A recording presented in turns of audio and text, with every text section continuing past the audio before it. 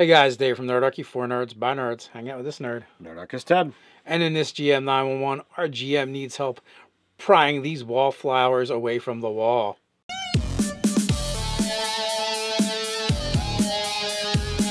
Jump down the description below where you can sign up for Nerdarchy the newsletter, get weekly gaming tips, as well as learn how to game with Nerdarchy. So this GM 911 came in through Facebook, although the best place to send them is at nerdarchy@gmail.com. In the subject line, just put GM 911. So Kenneth has a problem as the GM, and he would like some help from us. So it boils down to he's got 4 players. One of them is incredibly active. He chases down his own goals. He takes part in the clues that are put out there.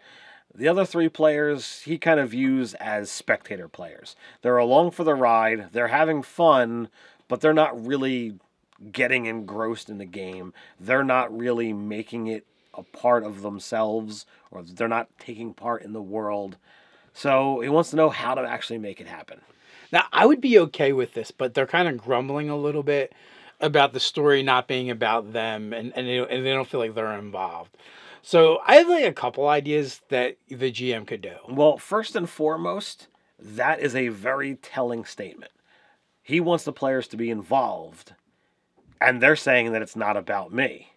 So it begs the question, there's a conversation that can be had there. Where's the disconnect? What is it that they want that they feel that they're not getting, and give it to them? Like, okay, well, all right, tonight's session's it's gonna be about Rogar, and we're gonna help him deal with this part of his backstory that's left unanswered or left in the open. And there you go. You're gonna give that guy, there's something for him to latch onto because it's now about him. Next session, we're going to, talk to her and get her involved because now it's going to be about her. And then these stories will wrap together and everyone will get involved because it's going to be about all of them, which is what you as the GM want. And the players will be happy because their storylines are being told. I have a little bit of a suspicion here that maybe the GM's being a little bit too passive. I could be wrong. But maybe, he's waiting for them to pursue their goals. But instead, what you need in this case is you need to shove their goals at them. You need to pull things from their backstory and hooks from their backstory and things about their character and put it right in their faces. Because if they're not stepping up and actively pursuing them, maybe you have to wrap it up and put a bow on it and hand it to them, and then they can do it. If you've decided as the GM it's Rogar's turn to be in the spotlight a little bit, well, maybe his little sister literally shows up on the doorstep of wherever he's staying, and she's got a problem. Right. Now it's really hard for Rogar to ignore this. The hook has been baited. It's put right in front of you. Clearly is about no one but Rogar and something that has happened in their backstory. So that's one of the things I would look at. Also, like Ted said, a conversation is always a great place to start. Ask them, hey, what is it you really want? What are you looking for? Why do you feel like, I'm not putting out this stuff? If you feel like you are, so you guys can meet in the middle. And maybe it turns out they just don't realize you're putting it out there. Maybe you have to use the Homer Simpson principle where maybe it just needs to be a little more simple for them and less complex and require less of them going after the thing. Well, Kenneth is a new DM, and he says that. So I mean, he's putting things out there, but you game with us at this table, and everyone at the table is a veteran gamer. Yet there's times that you've been like, oh, well, I've put out this hook, I've put out that hook, and nobody's bitten it. So there's times that even veteran players are going to miss things where if you have a new DM and new players, it's very possible that hooks that are put out there aren't even observed, because if you look at generally, they have to view things multiple times in order to realize it's there, unless, as you said, you shove it down their throat, you put it right in their face and scream it. It might still be missed. So there are some things you could do there. Now, there's one player that he has that's always like the go-getter and the one that's going to surprise them. Pull that player aside. Ask that player to try and engage the other players.